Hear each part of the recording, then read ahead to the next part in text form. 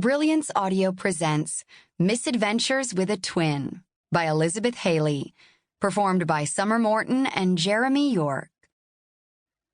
I can't believe we're actually going to this thing, Corey said, as he zipped up his jacket and exited my truck. Why is it so cold this weekend? Because it's Boston in November, I said. I closed my door and ran to catch up with him on the sidewalk. We've lived here all our lives. You should be used to this. I'm used to being at home. Let's go there instead, he said, turning toward me. Except for his pathetic expression that was silently pleading with me to let him off the hook, it was like looking in a mirror. Dark hair with cropped sides, long enough to style on top, but short enough that we didn't have to, and dimples that were noticeable even when we weren't smiling, causing elderly women to call us cute like they would a baby in a grocery store line.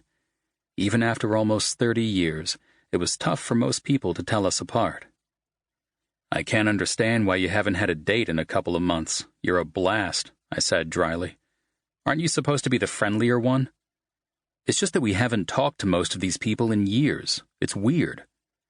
I rubbed my hands together to get them warm. Corey was right. It was freezing tonight. That's why we're here.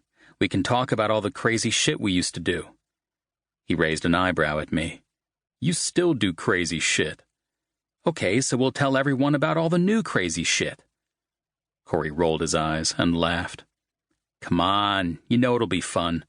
I wrapped an arm around his neck and pulled him toward me to mess up his hair so I would look better than him. Corey laughed as he broke free of my hold and put an arm out in front of my chest to stop me. He raised his eyebrows at me, and then somehow, like we used to when we were kids, we telepathically counted to 3 and then took off at full speed to our destination, which in this case was the hotel hosting our 10-year high school reunion. I'd promised Corey we'd have fun, and I'd meant it. We hadn't made it to our 5-year, but it was just as well.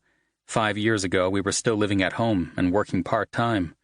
Corey had just graduated college with a business degree he wasn't using, and I was spending every cent I made buying and restoring old motorcycles. Sometimes I made a few bucks, and sometimes, most of the time, if I was being honest, my pastime had been more a labor of love than anything that might have turned into a career. It wasn't until we put our minds together and decided to open a custom bike shop about 40 minutes outside Boston with a buddy of ours that our lives really began. Stepping through the door to the hotel ballroom where our reunion was being held, I scanned the room for familiar faces. Whether it was to find ones I wanted to avoid or ones I wanted to talk to, I wasn't actually sure. When we didn't recognize anyone right away, we headed to the bar.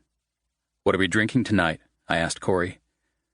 We are at our high school reunion, so let's throw it back to 2006. You're going to tell Ava Blaine you've loved her since the 2nd grade and then pass out on the hood of Dad's Sentra? Corey's eyes grew serious, like they were lost in the memory of that ridiculous moment. That was a bad night. I didn't drink for a full year after that, he said, with a shake of his head. He put his hands on the bar and called to the bartender, 2 Captain and Cokes, please.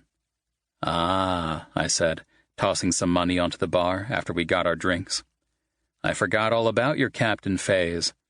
Me too, Corey said. I don't think I've even had one in almost a decade. They were my go-to for most of junior and senior year, though. He craned his neck and scanned the room. You think Ava's here? I heard she's divorced now. Where'd you hear that? I looked at him, but he avoided eye contact. Facebook. Seriously? You're such a stalker, I laughed. If you plan to talk to her, you should probably make sure it happens before your 7th drink this time. You're a wise man, Colton, Corey said with a smile before taking a sip. I shrugged. Well, I am your older brother. I loved making this distinction, but the truth was, Corey and I shared everything. We always had. From our birthday to our group of friends to our clothes and cars. Growing up, nothing belonged to only one of us. Well, everything except girls. That was a line we would never cross. If one of us was into someone, or especially if one of us had hooked up with someone, she was off limits to the other brother. Forever. That rule limited Corey's selection of females greatly when we were in high school, but I couldn't be blamed for taking opportunities as they arose just because it made his potential dating pool smaller.